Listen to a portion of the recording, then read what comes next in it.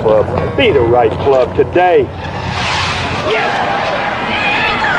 Johnny, that's better than most. How about in? That is better than most. Better than most!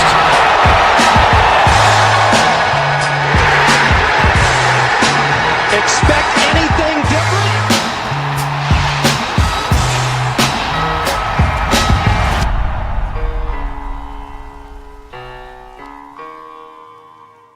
Ladies and gentlemen, welcome back to Happy Hour, No Laying Up podcast, joined by my guys. I'm Solly. I forgot to introduce myself, Mr. Solly, joined by my guys in Baltimore on the ground. Sweeten it up, Mr. Neil Schuster, Pro-Am Day. How we doing? How we feeling? Fantastic, Solly. One of my favorite weeks of the year. Top 50. Everybody's in a good mood. They're about to make a lot of money. Course looks pristine and great to be in Baltimore. Fired up. Joined by his brother on the couch there, Mr. TC. Hello, T-Ron. Hello, Solly. We're actually sitting here in the hotel room. Neil called this perhaps his favorite hotel in the country earlier. I stayed here for a night in 2021. We're at the Pendry down on the harbor in Baltimore. It's a lovely setting. Fells Point. Yeah, it's fantastic. Great. I'm just glad to see you experiencing this, Neil. It does warm my heart. Today's Happy Hour is presented by FanDuel, our go-to for betting all the action as the FedEx Cup playoffs heat up. We're in the home stretch, guys grinding for positioning, chasing East Lake, trying to keep the season alive. FanDuel's got all the bets to ride the chaos, talking first, second, and third round leader bets, finishing position, head-to-head matchups, and a whole lot more. The app's easy to use, and the payouts are fast. So download FanDuel and make your next PGA Tour bet an ace. Must be 21 or older and present in select states. Gambling problem? Call 1-800-GAMBLER or visit rg-help.com. Call 1-888-789-7777 or visit ccpg.org/chat in Connecticut. Listen, we got a little run of show here. We're going to debrief their experience on the ground, talk a little bit of Caves Valley. You guys got to play the Pro-Am today and experience the golf course. I've talked to a lot of guys about the golf course. We got some press conference clippings we're going to react to, Rory and Keegan in particular. We're going to get to our one and done picks and highlight some plays of the week. Check in briefly on the USAM, where things stand there, some various news and notes. And at the very end, we have 15-minute interview with Justin Rose. I don't know if you've heard of him, but he's the guy that won last weekend, but wanted to pipe him in live. Couldn't get the timing work. Pre-recorded interview, but he brought the heat, man. I'm amazed at how fast I'm becoming a Justin Rose stan. It's honestly kind of shocking. But Solly, he brought the heat last night. They had the M&T Bank Stadium. We were tossing the pigskin around last night at a little welcome party, and I think you call him Diet Ball. John Harbaugh. Ball light. Excuse me. Harbaugh and Team Rose up there just talking about grit and sacrifice and what teams mean to them. You know, Team Rose just getting deep on it's more than just him. It was fantastic. He's so emotive and engaging and fantastic haircut. I don't know. I didn't see myself boomeranging on Justin Rose either, but it's just he's been impressive, man. I was telling Neil, he's got that hair that just goes straight up. It's great hair. And I was saying, like, the higher he gets him in the FedEx Cup standings or in the world rankings, the higher his hair should get. Like, it should just get. But we're out there in the Pro-Am today. One of the coolest things about the Pro-Am is it literally says Team Rose on the scoreboard. You mentioned the word heat there, Neil. Yes. What is the weather and temperature like, and anything you want to report or get out in front of potentially? I think so. So it is. I'm happy to report it is muggy, very muggy. So I thought I was wearing a pair of gray shorts today. I kind of liked my fit. About middle around, I was like, I'm sweating pretty hard here. So after the round, we got this Pro-Am picture, and it was kind of like, oh my God. This is at like 10 a.m. I got the picture here, but you can see it on screen. I mean, just a Lucas Glover situation going on. And I don't know. I'm like looking off into the distance in this picture. I don't know if this one's going on my wall or not, but that was waiting at my golf bag after lunch. And I was like, God, you mean I was walking around like that? Like I wet my pants all day? I lent you a belt too. You probably ruined my belt. I know, I forgot a belt. So I'm gonna have to air that out. It's just really, it's a steam room out there, and it's a hilly course, a big piece of land. And I was like, but I didn't realize how bad it was. Like looking down, it was kind of blending the grays. I was like, oh yeah, okay, I might be showing a little moisture here. dude. I mean, That's after 9 holes too. That's the best. Yeah, part. that was middle. Yeah, of we the started round on right 10. there. So that's on 18. Glorious waterfall on 18. Can we go back to that photo? Can you can we get a comment on Akshay's shorts as well? I mean, oh my, no, he sticks with the high stuff, man. He's in such good He's shape. got like a 6-inch inseam. It's good stuff. I think like he's just gonna like revisit Akshay in like 6 years, and I think Akshay's gonna have like 18 pounds more muscle on him, and he just keeps stacking up a little every year. It's so impressive to see him just chip the ball and off the tee. He shapes it both ways. The way just his swing is mesmerizing, like how steep he gets and the way he lets his hips go. But it was, I'll go there next. So we had Russell Henley for the first 9, and it was really like 9 holes with the wily veteran. No, just he and his caddy, like really just kind of hanging out and hitting golf shots. Wasn't doing a whole lot of extra putting on each hole. Kind of saving his energy, maybe year 14 or whatever it is, 12 for him. 16 maybe. Yeah. And then Akshay's got the track man, the whole squad out. His coach is out there with him. He's probably spending an extra 5 minutes on every green, just putting to every potential hole and really going through the yardage book. So it was like seeing a young, not to say that Henley's not hungry, but 2 different approaches this late in the season. Feels like Henley's just like, yeah, man, I just got to stay fresh, basically. Whereas Akshay was just in total grind mode. So it was like 2 different generations, I felt like. So that was a fun fun wrinkle reflection to the of day. their early week though too. Maybe Akshay hadn't got to see the greens and Henley had already. Well, that's Solly. I think that's an interesting wrinkle this week is even the guys who have played this course before from 2021. Like I was talking to Russell about it a little bit.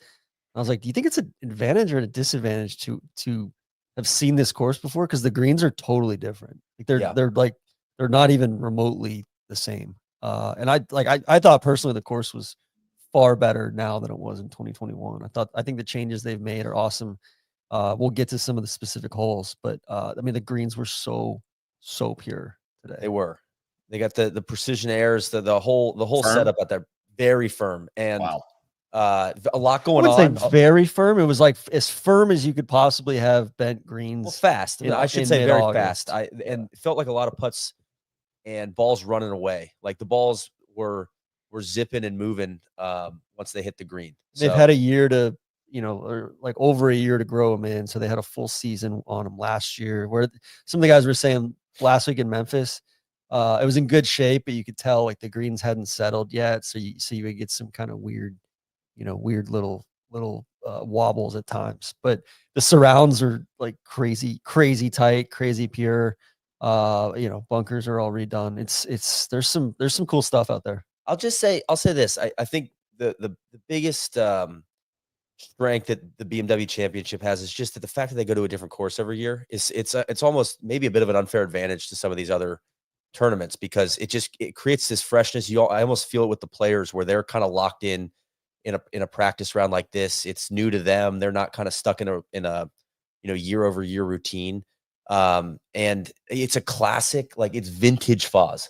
We met the Foz. We met the Foz on, I don't know, the back 9. On 5. But big piece of property just kind of created out of nothing, out of just rolling hills, and a lot of land was moved, a lot of big saucer bunkers, a lot of banked fairways, flashed bunkers. I think it'll be a fun track to watch these pros play. I don't know if it's going to be the birdie fest that it was in 2021. The rough is not very juicy. No, it's like so maybe it will be. There's not a lot of rough, but I do think there's a lot more slope in the greens and a lot more going on. Yeah. So well, there's some hints of some chirpiness about any holes in particular. I've heard some rumblings. I think it was from you guys. So if I could set you up for that one, we heard that from. No, we talked to a couple PGA Tour employees. We talked to WGA folks. We're playing with Mike Hudak, who's like one of the executive guys at the on the board at the course.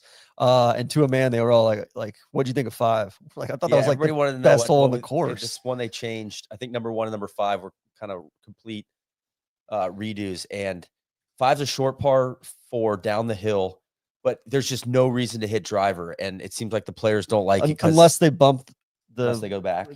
I think like one of the days they'll probably bump the tees up and put the pin on the left. It's a little bit like, what's the short 4 at Quail Hollow, 14 or 15? 14. 14. 14, but like there's actual trouble to get into behind the green and short left. And it's this 3-tier green.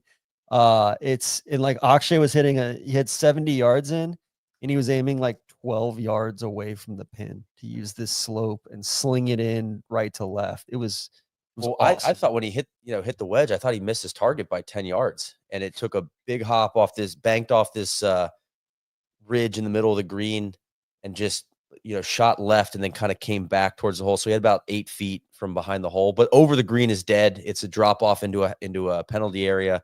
So I just I really I can't remember the last time I saw a pro aiming away from the flag with a lob wedge.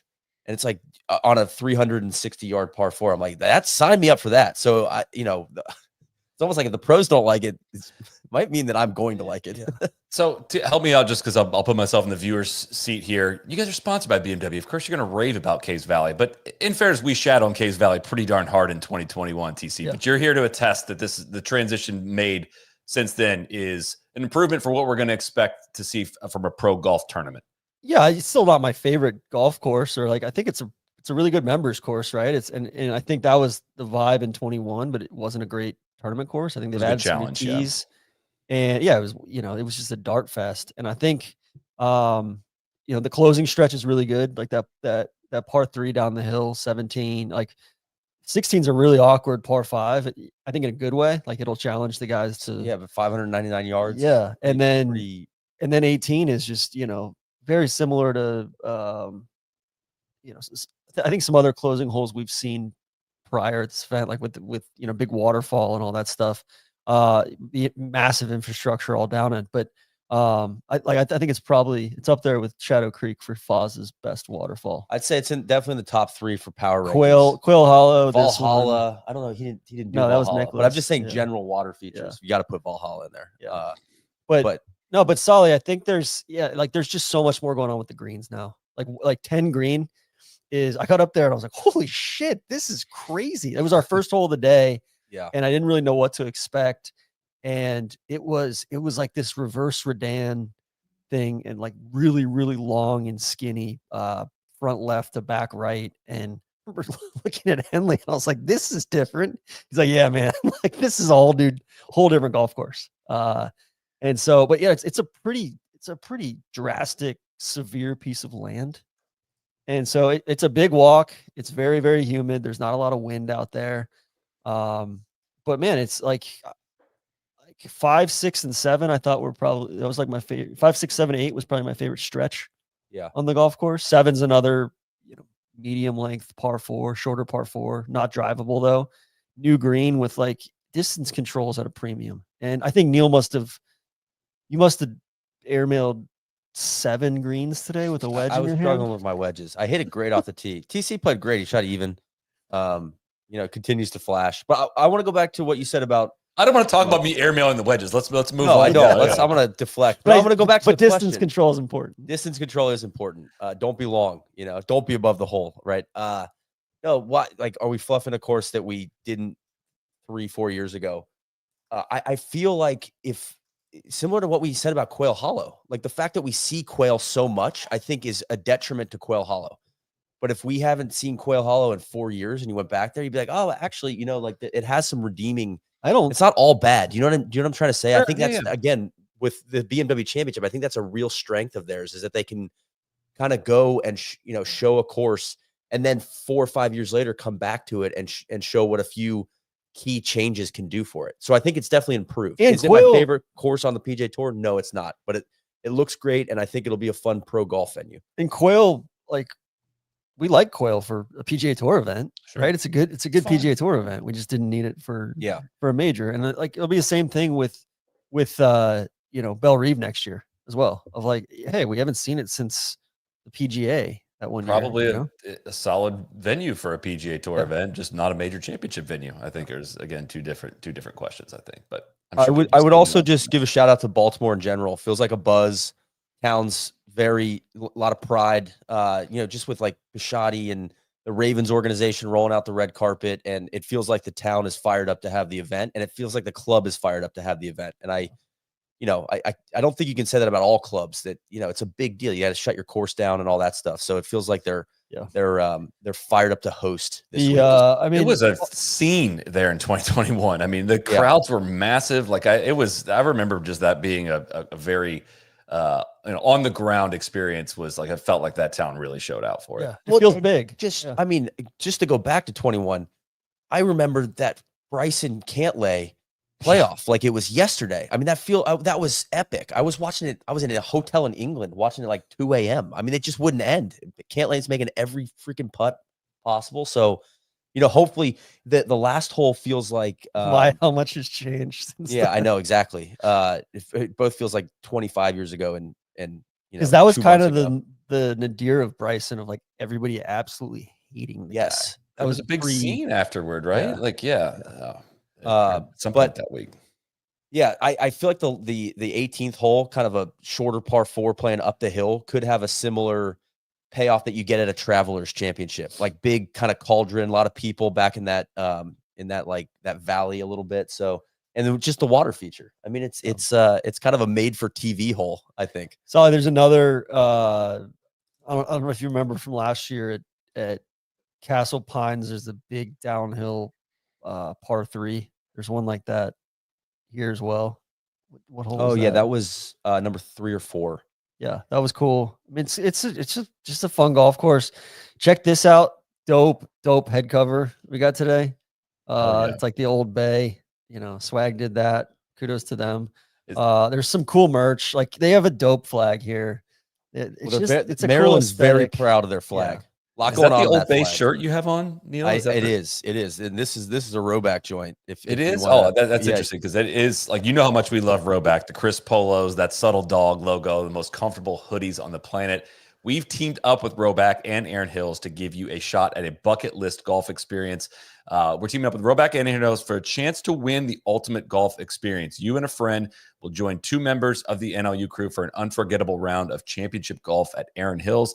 Again, your prize includes 1 round with 2 members of the No Laying Up crew at Erin Hills, a 1-night stay in Erin Hills world-class cottages, a travel credit to get you there, and $1,000 in Roback gear to look and feel your best on the course. You can go to roback.com/NLU to enter. Again, that's roback.com/NLU to enter. It just takes 30 seconds. You might end up teeing it up with one of us at one of the top courses in the world while enjoying the best gear out there. Gosh, you can go nuts with $1,000. Substantial offer. Yeah, the Czar's been dialing that one up for the last month with Roback and Erin Hills. There's no way you dial this up. Chain. There's no way because it's so simple. It's roback.com/NLU to enter, and everything you dial up is like a scavenger hunt or adventure. No, the details. I didn't handle the landing page. The details, though. The details are what I care about. Is there going to be some sort of disclaimer? No, well, it will be next spring. Timing, we're gonna have to work with whoever wins on timing. But I'm sure DJ will be there. It's kind of a home game for him. Did you guys get any pointers, any tips or anything from the guys you played with today? Did you ask him for any lessons or anything? The day we spent with Russell Henley, TC, I still go back to that video just for driver swing thoughts. No, Russell was like, yeah, I remember the stuff you told me. You're not doing any of it. But he's like, this is a different kind of grass. Like my chipping was fine today. Talk to Henley about I don't know, the way he sees tee shots. He likes to think in quadrants, so he'll be like kind of try to split the fairway into. I'm trying to play it into this quadrant between these bunkers. It's always fun to hear some, like, especially veterans talk about their strategy. But the main thing I got from Russell was he likes to read putts over the ball. He'll basically stand over the ball, try to feel the line, and then he'll line it up. But he doesn't really read it from behind the ball. Because I was talking to him about, I'll read it from behind and then I'll stand up and buy some insurance, over the ball. I'm like, I feel more in my feet. He's like, well, you should just like start there and then go behind the ball. But he's like, my main read is over the ball, which I thought was also interesting because I don't hear that often. Again, Akshay was pretty locked in. I don't know if we got much. Just watching him off the tee, he was working it very substantially both ways. Yeah. Like I think on 18, he hit a big, like he hit a cut. On the previous hole, he had a big draw. Like it was on. This is Akshay or Russ?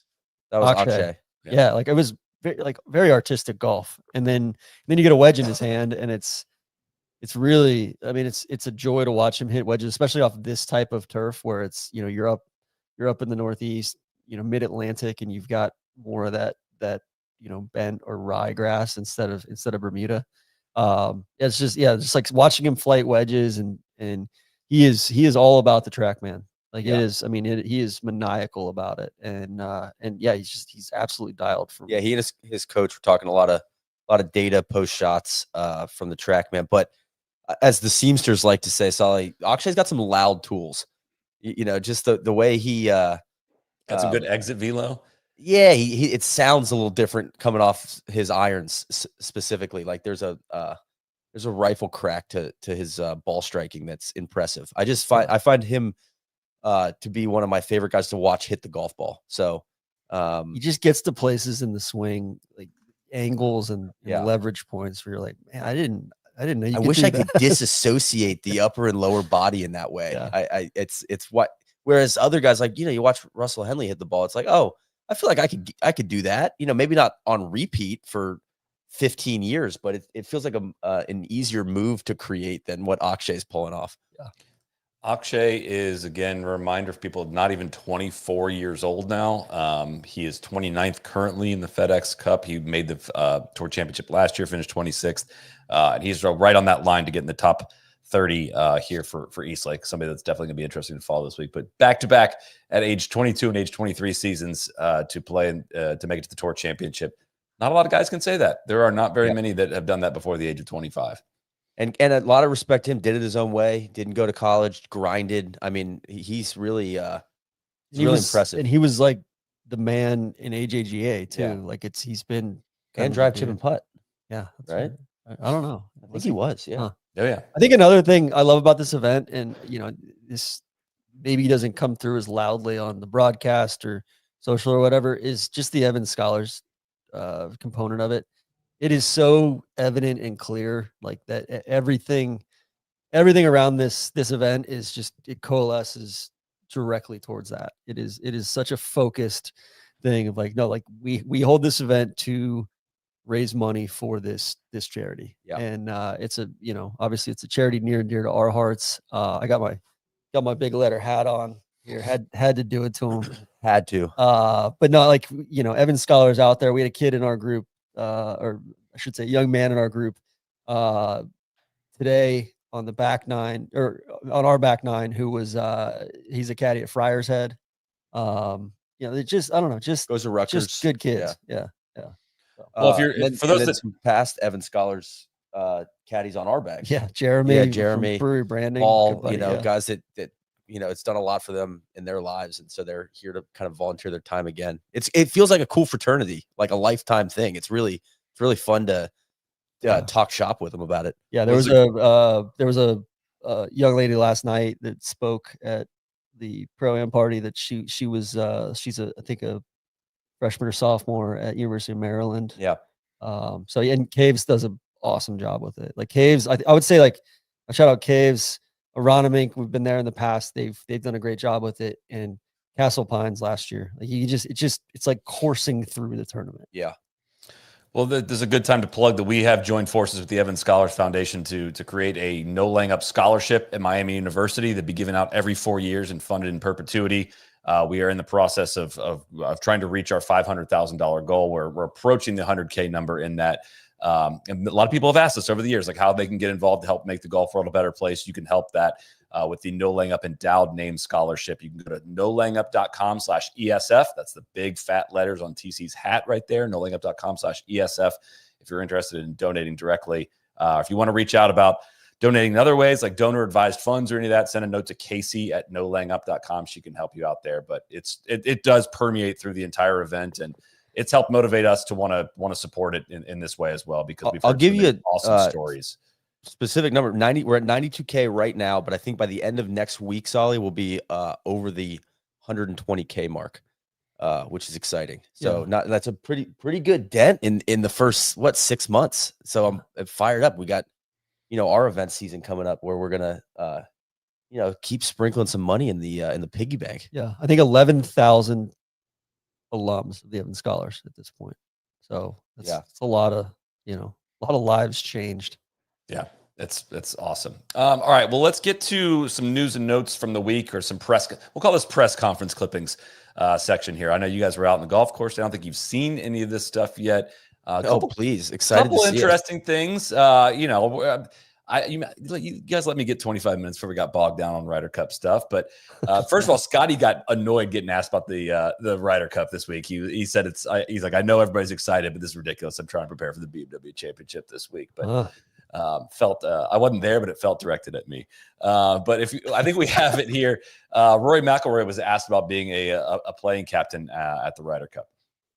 As you try to figure out kind of new goals, I'm curious, is being a Ryder Cup playing captain something that you aspire to? Is that something? No, I've been asked to do that and I've turned it down. You've already been asked to be the captain? No, the idea of me being a playing captain sometime soon coming up has come up, and I've shot it down straight away. Yeah, why? Because I don't think you can do it. It's not all about Jersey Mike subs. Okay. Wow. I just want to give you two a shout out. I Capri thought Sun. the Ryder Cup pod, I listened to it on the Amtrak down from New York yesterday. It was fantastic. So if you're looking for more Ryder Cup content, it was a great catch up for me to know where you guys stand on a lot of things. But God, what a direct answer from Rory. That was sick. I'm assuming that's a dare manner. Like they're seeing if he wanted to do maybe. it for a dare. Yeah. I cannot imagine a world where, like he said, where he would ever want to do that. He's busy enough off the course, and as it stands, like there's no way I would want to take that on while still in the prime of my But career. also, I mean, that's some psychological warfare as well. Maybe. right? I thought Just the a other way. I sweet, thought he sweet would have. quote. Any way you slice it, I love it. I thought he would have support. Yeah, it's interesting. I thought he would. There's been kind of a European, like they're kind of trying to goat Keegan into going for Yes. it, and I was a little surprised to see him shut it down that hard. But maybe knowing Keegan, that would piss him off. I've been doubted my whole life. And nobody thinks I can do this. Fuck you. Exactly. I think we're at that point in the proceedings, because he was asked, like, just for this on the state of Keegan's game, what do you see from him as a player right now? And he said, I definitely think he's one of the 12 best American players right now. That's why everyone is so interested in such a compelling case. And it's going to be, I'm just interested as everyone else to see how it all plays out. God, it's great, man. I just love the Astronauts so are good for thrillers. content. And I want to compliment Rory on such a direct, just kind of villainous answer there. It's so sick. If it is head games, awesome. And you know what? Just like not missing a beat and being dead straight honest is sweet too. I'm in. Yeah, his presser was good. It's only 15 minutes long if you want to catch Anything the whole else? thing. There is a good one as well. Keegan was asked that. Keegan had a longer press conference, and I'm not going to go through. I'll kind of analyze a little bit of it here, but we do have one kind of overarching clip that I wanted to play here. Talk, and you brought up these points yourself, but Rory was outlining a case why a guy can't play and captain at the same time in terms of press conferences, speeches, time consuming, and flexibility in terms of how many matches you could play, etc. How much of that have you considered? And is your list longer than that? I mean, he might be right. We don't know. No one knows. Like yeah, I mean, like everybody's telling me to start the year that a player can't be captain and have a good year. And, for me, I feel like this is one of my best years that I've ever had. One of the strangest things, what I've done throughout my entire career is really lean on other people for advice and calling people and asking them, how do you prepare for a major? What do you do in the last tee time? Or how do you deal with the media? Or how do you deal with corporate obligations? And in this instance, there's no one to call. So nobody knows how this could work. I certainly have a lot of concerns as well as everybody else, but I have the most incredible vice captains, including Jim Furyk, who's been on like 100 of these teams and been captain a bunch of times. And quite frankly, I'd be leaning on them more than any other captain maybe ever. Anyways, even if I'm not playing. So we're ready for this if it happens. I'm not sure it's going to. I can truly sit here right now and say I don't know what's going to happen. I have to look at myself just like any other player trying to make the team, and I'm 10th in points right now, and that's not 6th. Love it. God, I love it. Wow. Yeah, Well, and Solly, again, I all don't right, want give us your Solly, analysis. he has certainly changed his tune from, I will not do it unless I qualify. It's night and day. I mean, I'm just kind of left. Remember that Rory reaction? Remember when somebody asked him about, like, yeah, why didn't you shake Patrick Reed's hand on the range? And he was just like, didn't even have a word, just like made a face. And that's kind of what I feel to that of like, you don't know. Like, it truly doesn't seem like he knows what he's going to do. It doesn't seem like there's a plan. And the whole press conference is all about like him as a player. That starting line there about like everyone said I couldn't have a good year if I was going to be the captain. I was like, I don't know if anybody was saying that. I don't think that's like the big. I don't think it's a big question here. Like nobody's doubting that you can. It's just like, hey, are you going to let this story happen? Are you going to let all this happen? And he had some other quotes in there about how, like, the Ryder Cup has always felt far off, and now it doesn't feel far off, almost as if it's rushing up on him, and he doesn't feel that prepared for it. The whole thing is none of his presser was about how he has prepared this team or to be a captain for this. It is all about him potentially playing, and I was kind of stunned by it all, honestly. Might not mean anything. Like, again, it might not mean anything, but I just am stunned by all this, and I'm kind of just here for it at this point. I'm very curious how this is all going to play out. Well, it's because the other fact is, I do think personally that he is one of the 12 best U.S. players right now. Correct. Astronauts or drillers, right? But it's like, man, is it worth it? Because like, if you do that, God, you have to play good, man. How much pressure is that going to be on him? It's the best. This is awesome. I can't wait. Meanwhile, we've got the Danish Open going on across the pond, and they've completely set up their pairings, their groups this week to just on the outside chance that they need a 12th man, and they've got everybody. Francesco Molinari is playing with, I think, one of the Højgaard, I think Nikolai Højgaard and Christopher Reitan, who would be a great fit to play with Victor Hovland.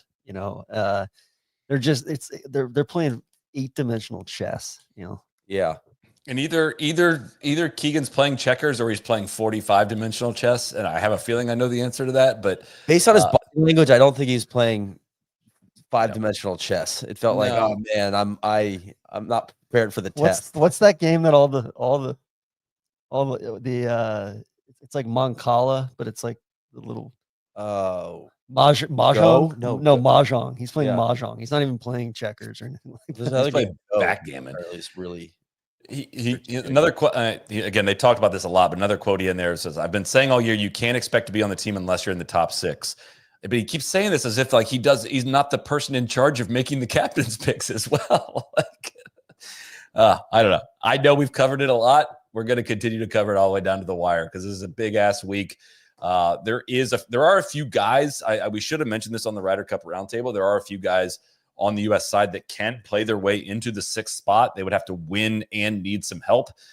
Basically, if Harris English top 10s, like it doesn't, Andrew Novak could win, but if Harris English essentially top 10s, he still wouldn't jump into the 6th spot as well. But like the Novak, Mav, Brian Harman group can technically still play their way on, and Keegan can play his way on with a win, but would still need a little bit of help from the guys above him as well. So should have mentioned that on the round table. Should be a second shot golf course this week, I think. Like it's, there's a few holes, especially on the back, that driver's a big deal, but otherwise it's like proximity to the hole with irons, I think. Yeah.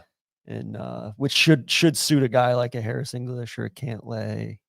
I will say, because I wasn't on the Ryder Cup pod with you guys, but if you pressed me, I'd say Keegan should not play, but I want him to.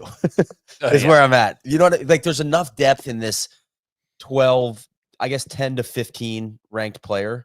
It's such a kind of a bunched up group of like, man, you could, I'd kind of be happy with any of those guys. That it's like it's hard, but then again, like you guys said on that pod, personally, like he's probably never going to get another look. I mean, you know what I mean? Just like, can we just promise him we'll take a dare manor if he doesn't do it this time? Let's just guarantee him a spot.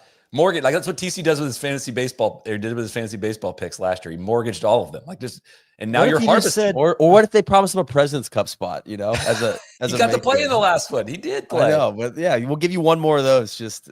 What if they said, hey, and Solly, you're gonna jump through the screen at me after this, but if you're not captain this year, you can be captain at a dare manor. Although I think Tiger wants to be captain in a Dare Manor, but Too late to change his captaincy right now. Yeah, You're the captain. You're supposed to be. but also to your just- point, Solly, it doesn't feel like he's done a whole lot of strategic work on yeah. The plans are in his head. It half seems the like. battle might just be getting 10 out of these 12 guys to show up and play Napa. which seems like it's going to happen. Scotty talked I about asked, that today. Yeah, he's going to Russell play about Napa. I asked Russell yeah. if he thought that Bryson would come and hang out. He's like, he started laughing. He's like, I hope he does. He's like, that'd be sweet. I think He's like, he would. should. That would be really good for the team if he did. I was like, good, okay. I think he would. That would grow the GDP of golf, which is another goal of his. He said on the Pat McAfee show this week. So I'm going to get a lot of run out of that one. Let's get to picks for the week. We're getting near the end of our one and dones. Who did you save, TC? Who do you like as your pick to win this? I think you're one of the only ones, maybe the only one that has hit any of these all year long. No, I hit Rory at the Masters. Okay, you did. That's right. Yeah. I've got him saved. I hit. He hit He hit Keegan at Travelers. Yeah, and he hit Minjee Lee. And I hit Minjee the same week. Oh my God, the Vision Fund. Yeah. Let's go. I got Cantlay. I've kind of had him saved. He's had kind of a quiet year. A few other guys that I've already used Scotty. I've already used Ludwig. I think it's a great course for Ludwig. Already used, Rory, Tommy. Obviously, like this should be a great fit for Tommy. But I think next week's an even better fit for him. TC was explaining to me in the car earlier. He's like, "Oh, Tommy's gonna win the Tour Championship." Oh, and I'm gonna catch so much shit from people. A bunch of heat for it because it's a limited field. It's a 30-man field. So it'll have an asterisk on it. It's your own words. Like you're not catching. You're catching shit from yourself at this point. No, I'm just predicting what the haters are gonna say. So no, I've got Cantlay. Obviously won here 4 years ago. It's hammer time, baby. He's a second shot. He's an iron player, and I don't know. I feel like this place suits him. Who's your pick? I took Cam Young. And it's almost me trying to ride the hot hand. Yeah, a little bit, and I'd like to see him ride some momentum into Bethpage. I want him to be on the squad, and give me Cam Young this week.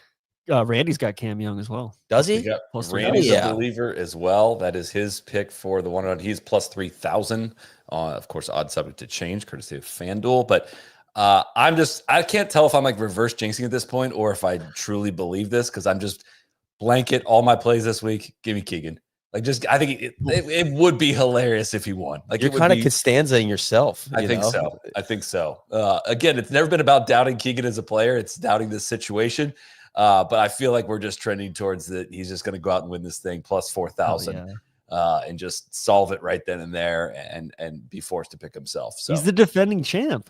He is the defending champ. I know, albeit at a different golf course, but no, I think the Keegan stuff, like when it's obvious, it's obvious. Like I think I picked him in our draft at the beginning of the year for Travelers, and it hit. Look at that, yeah. So DJ is also on this because he is equally as entertained by this thought of it potentially happening. That is his one and done pick as well. But and if he doesn't win, I still hope he picks himself because it's just the take again. Like let's go, man. Just give me all the hot takes. I mean, Solly, now until the end of September. Solly, I had sat on this one for our kind of mashup parlay.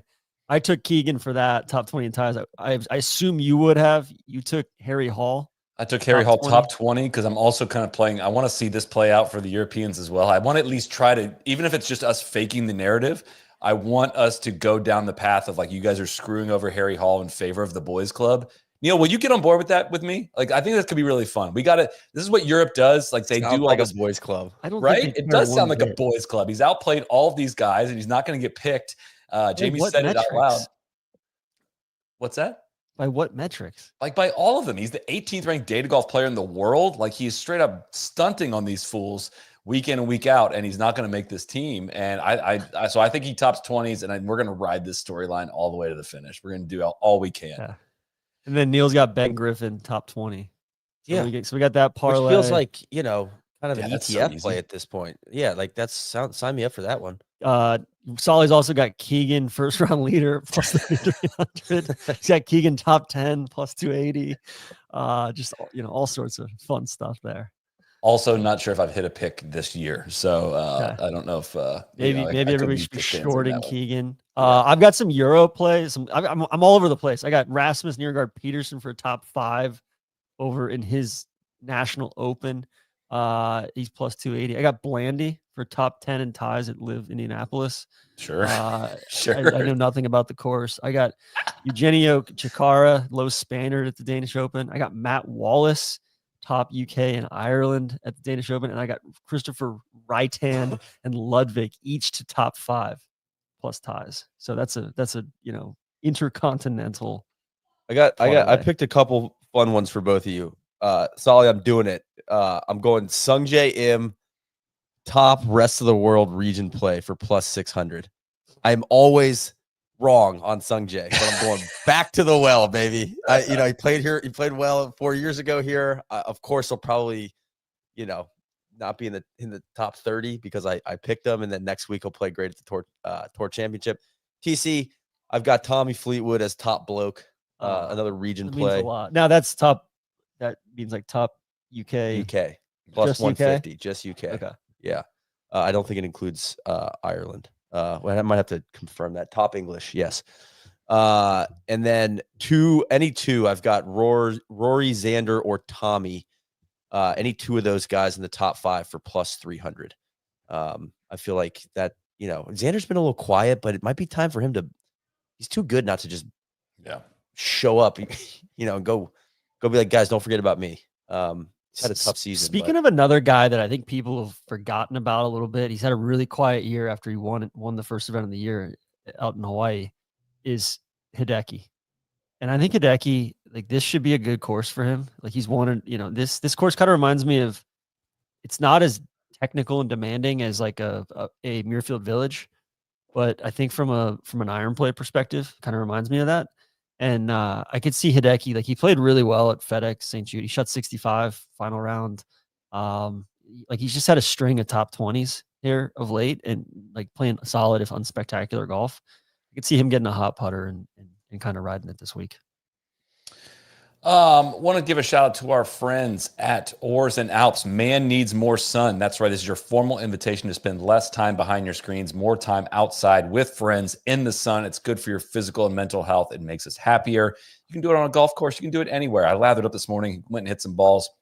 It was miserable. It was too hot, but it felt good to get a little bit of sun on me. At ORS and Alps, they make sunscreen for men. More specifically, you can count on them for hardworking formulas. They're good for your skin. None of the tropical scents. You're not going to smell like a pina colada. It's lightweight, non-greasy, non-sticky. Doesn't give you that white cast or chalky residue. It's easy to use, travel-friendly for reapplying on the go. They got great hands-free formats. The sprays it's so important to have good spray radius. It's literally unsafe to have a sunscreen that does not have a good spray radius, and some of the cheap ones do not. Keeps your hands clean so you don't have to worry about any glandular issues. Go outside, get some sunshine. It's free, and with ORS and Alps, you can stay out as long as you want. Use code NLU15 to get 15% off ORS and Alps sun care and skin care today. My skin, despite living in Florida, is probably the best it's been. I have not gotten a sunburn, not one single time this summer, because I lather up every single time I go outside. Used it today. I used the I got these mesh backed hats.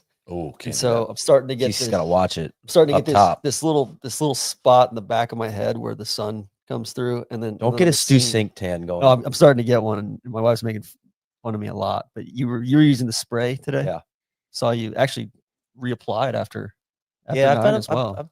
As I get older, I'm definitely not the kid anymore because I'm a lot more thoughtful about my sunscreen application. Truly no reason to mess with it ever. Like, truly. No. Checking in on the USAM. It's going on right now at Olympic Club. It's going to be live tonight, 6 to 7 on Peacock and 7 to 9 on Golf Channel. It's going to be great evening viewing. The times are a little different every single night this week, but after you're done watching BMW, it is going to be great evening viewing throughout the weekend into the evenings. Couple highlights. Oklahoma State junior Preston Stout was the medalist. I think he's probably on. He's getting ready to tee off right now. I don't have the live score updates here as we go. He tees off in about half an hour. He was really impressive in stroke play. It's a couple other noteworthy names. Luke Poulter is on to stroke play. Jackson Coyven, he's the 15th seed. John Daly, the second, the 26th seed. Miles Russell is the 3rd seed. And you just go and look at it again at the stroke play of this and realizing how many guys are playing in the USAM and only 64 making it to match play is some really impressive golf. Anything else stick out to you, TC, on some guys that are up there, or any other guys that did not make it? Oh, I think Luke Poulter against Niall Shields Donegan. They're tied through 8 right now. Niall's a friend of the program. Christian Moss from South Africa, he made it through. He's down at the moment. You've got John Daly the second. You mentioned him earlier. Tommy Morrison is in there. The tall bloke from Dallas, plays at the University of Texas. Billy Davis, Anna Davis's brother. He's 4 up right now through 12. Reed Grazerman, Max Grazerman's brother. God, the guy's been just running amok in the Metropolitan Golf Association this year, winning everything. The Grazerman family is just doing big things right now. What else? We got Luke Colton, friend of the program as well, 1 up through 12, and trying to get those Walker Cup spots too. Yeah. I think they're you got a few of those still hanging out there. And then Cohen Trolio, he's played well in the USAM in the past. Made it through a couple times, I think, to match play. He's currently 3 up over Frankie Harris. So, it's going to be good, like really good primetime viewing here. That might be what I'm going to be doing after this. Yeah, exactly. Take a load off. I'm excited to watch. A couple other news and notes before we get to our Justin Rose interview. Big ratings for the FedEx St. Jude. I think it was 3.6 million, up from like 2.1 million a year ago. 2024 was down a fair amount they were in the kind of low 3s before that, but big turnout for a really exciting end of that tournament and into playoff as well. So I was off just because I wasn't on a pod. I was at my in-laws place and I flipped it on when those guys were on like 14, 15, and father-in-law, mother-in-law, not into golf. They sat down and they kind of got locked in. I don't know. It was a bit of a magnetic finish there with because it was they kind of understood the Tommy situation. And I think it was a kind of a universal, like, oh no, he's not going to do that again, is he? So I forgot to tell this on the pod Sunday, but my wife on Sunday morning was asking like, what's the situation with Tommy? And I looked at her, I was like, he's up by 2. And she's like, oh, over who? I was like, Scotty. And she goes, poor Tommy. Like before it even happened. It was really tough. But it wasn't Scotty. It was Team Rose. I know. Colonel Tavington. Rose. Here he comes. We're gonna get to us over, will you? Team Rose is the guy she tells you not to worry about. We're going to get to him. NBC has signed an extension as expected with the USGA to keep US Open and other USGA events as well. I'm sure we'll break down that. Solid as well. No, but it's a combo play. USA with Versant. I believe it's my Versant characters. Well, my equity investors at Versant that also bought the block party. They're going to roll that in. And also of note, Scotty is without caddy Ted Scott again this week. We're hoping everything's all right with Ted, but he will not be on the bag, at least I believe for the beginning of this week. And I don't know if throughout the week as well, but that is something of note. But we're going to play you out here with our conversation with Justin Rose. It was fantastic. We appreciated his time in a very, very busy week. And everyone else enjoyed the BMW Championship this week. We'll be live on Sunday to recap it all, of course. And you guys enjoy your week out in Baltimore. Will. I want to start with this. When you're in contention in a big tournament, like of course you were this past week in Memphis, what do you feel? I can tell you what it looks like to me as a viewer, what you feel like when you're in that situation. But in your words, what is it like for you in those situations? It's a great question because you don't want to say you don't feel.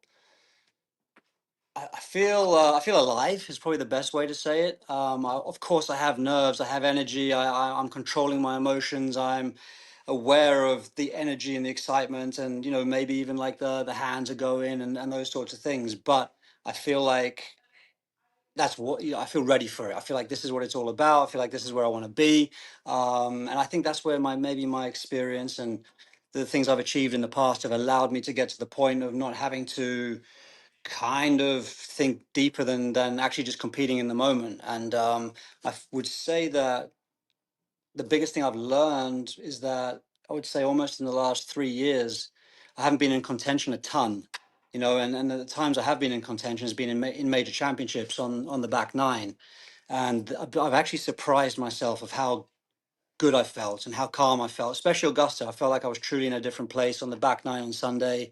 And to kind of have to be able to tap into that when you need it most without having had that be a routine for me has been that's been like the reassuring part of knowing as I'm getting older in my career or getting further down the lane in my career, that part of my game is still there, which is awesome. So it's just about, hey, like working on all the other elements that allow, that kind of create the chances to win. But making putts, making putts on the 18th green. Obviously, I had one in regulation that just slipped by, and the first one slipped by. But really, making putts down the stretch, I should say, is an incredible feeling, and one that I hope I get a chance to do more and more and more.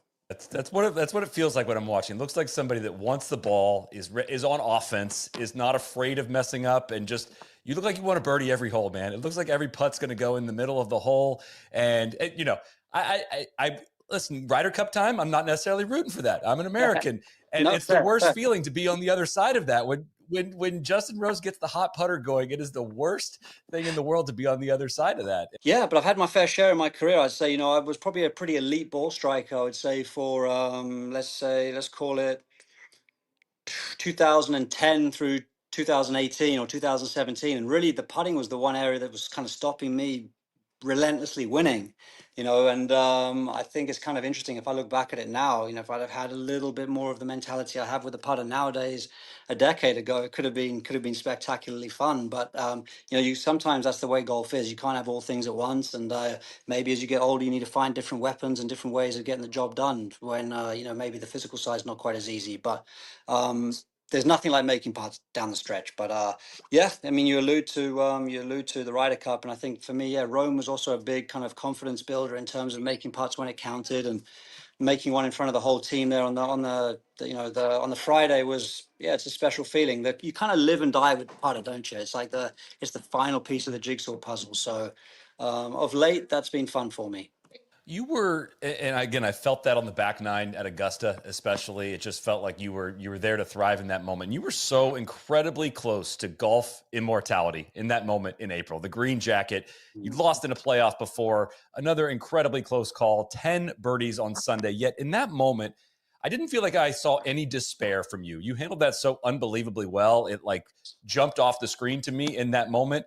How were you able to do that in that moment, knowing how close you were to it? And was there any despair at any point after Augusta this year?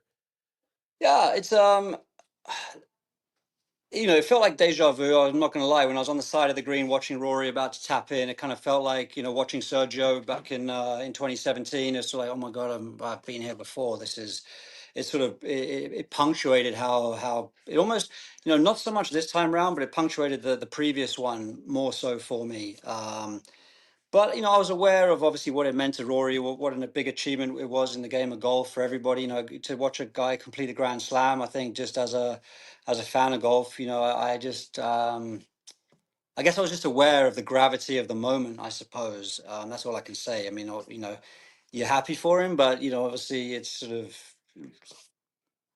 you always you have your own emotions to handle as well in the moment. But yeah, listen, I don't know why I was able to handle it the way I did, but it just felt the natural way to handle it. So yeah, I didn't feel like I did anything crazy. I just shook the guy's hand and gave him a hug. Do you know what I mean? So but yeah, obviously in the aftermath, maybe like I said, maybe it kind of dragged up a bit of the 2017 disappointment, and certainly didn't play very well for the next couple months. But you think you're okay, but maybe there's a little bit more processing that's required than just shrugging it off completely. This is maybe a little deeper question than you're used to in a quick 15-minute. I know you're running around doing a lot of press involved here, but every time you come up on the leaderboard, every time you have a great result, we end up as media and as podcasters saying the same thing: is credit to Justin Rose, because a lot of people, especially the Europeans in his kind of age bracket, they saw the live opportunity, they took it, they went for that, and it seemed like, and you obviously did not go for that. I feel like there's a world where that potentially could have made sense for you. In your words, why didn't you, and why are you kind of on the path that you're on? Yeah, I mean, it is a big question. Obviously, yeah, I had the opportunity, and a lot of my friends have gone over there, and I harbor no ill feeling for guys who have made that decision at certain times of their career. But I just felt like I had more to give. I felt like I had more to give myself. I felt like I needed to believe in the 12-year-old me that wanted to win major championships and chase my dreams. And Liv didn't offer me that at all. Didn't offer the opportunity to continue to play in majors. And at the time, I'm still not really guaranteed to be in majors, forevermore.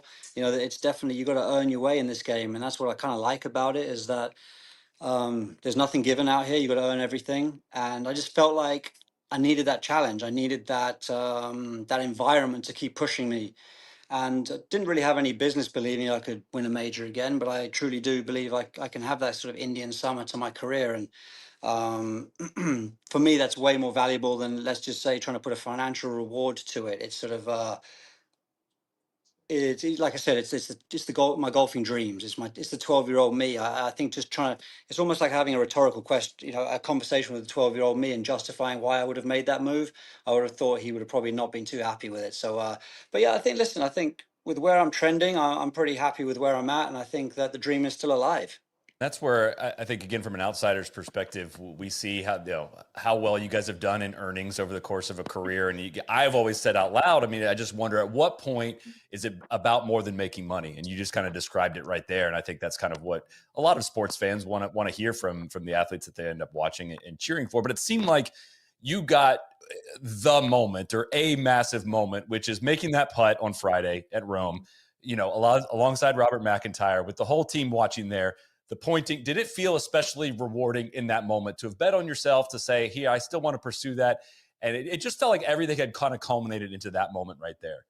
Yeah, absolutely. And I feel like if the decisions I'd made prior to that Ryder Cup, if that was the moment to justify it, that was still worth it for me, 100%. Even if didn't achieve anything else in the game of golf, that's still, like, for me, a top 5 moment when I've hung up my clubs and I'm looking back at my career, and I think the moments that have made me feel the most elated and the best, and having accomplished the most and challenged myself the most, that one is going to be probably up there in the top 5. So that's at the end of the day, when we look back at it, all we've got is our memories, you know what I mean? So I feel like that's what we're chasing. There was, we saw a little bit of dip in your play from between the Masters and your kind of recent form. I know there's been some kind of injury stuff. Can you guys give us kind of an outlay of the timeline and what you owe your recent kind of return to form to? Is it strictly health based? Are you doing anything specifically that's different? Or this is not Ryder Cup research question. I'm wondering what we're gonna be up against here in a month and a half or so. No, I mean, I wish I could blame it on some type of injury. I've actually been feeling great. There has been no injury whatsoever. It's just been maybe, like I said, potential more of a lag effect post Masters, maybe more mental fatigue from that than I maybe gave myself credit for, or didn't maybe work through well enough. I definitely started driving the ball poorly, I'd say, right through that stretch. And obviously playing some of the toughest golf that we play all year, with Memorial, US Open, tournaments like that, where you just can't get away with any type of bad golf. I just felt like those types of tournaments came at a tough time for me.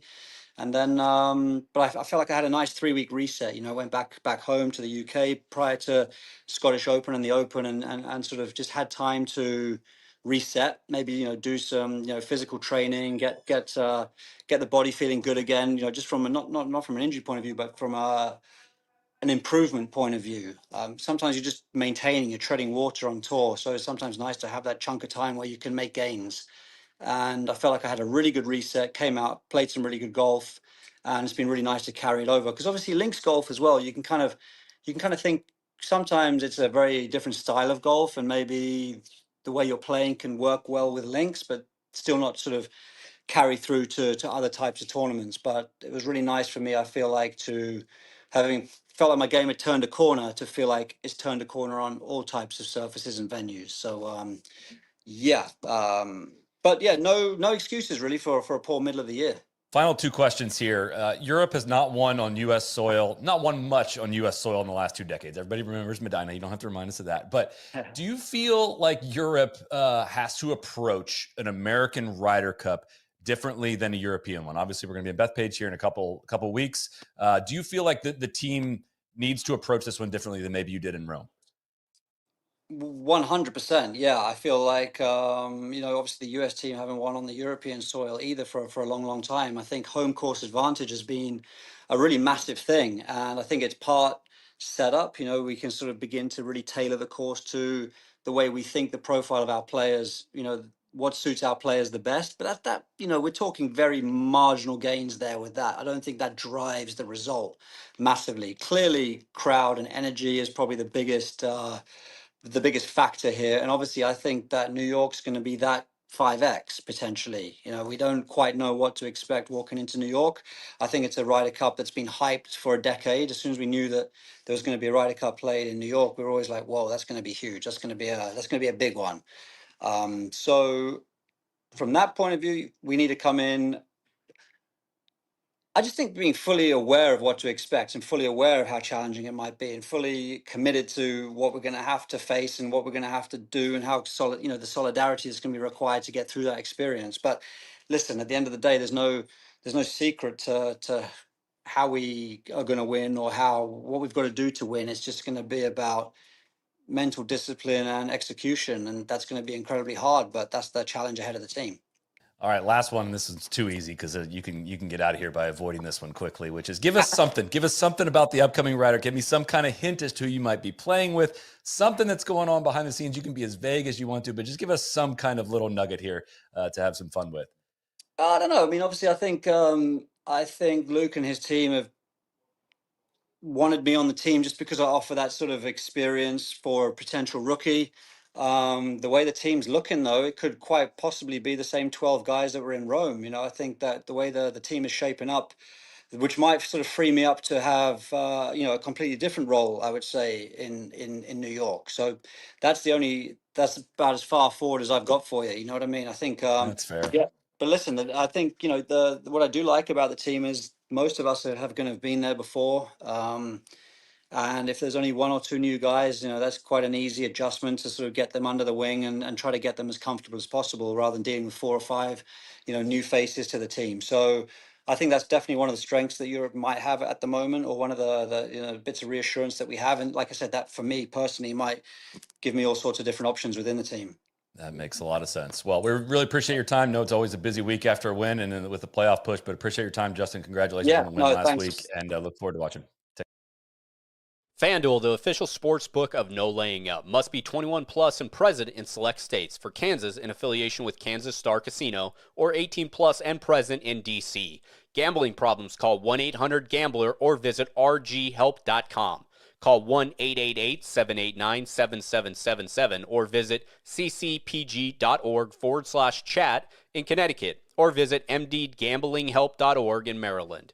Hope is here. Visit gamblinghelplinema.org or call 1-800-327-5050 for 24/7 support in Massachusetts, or call 1-877-8-HOPE-NY or text HOPE-NY in New York.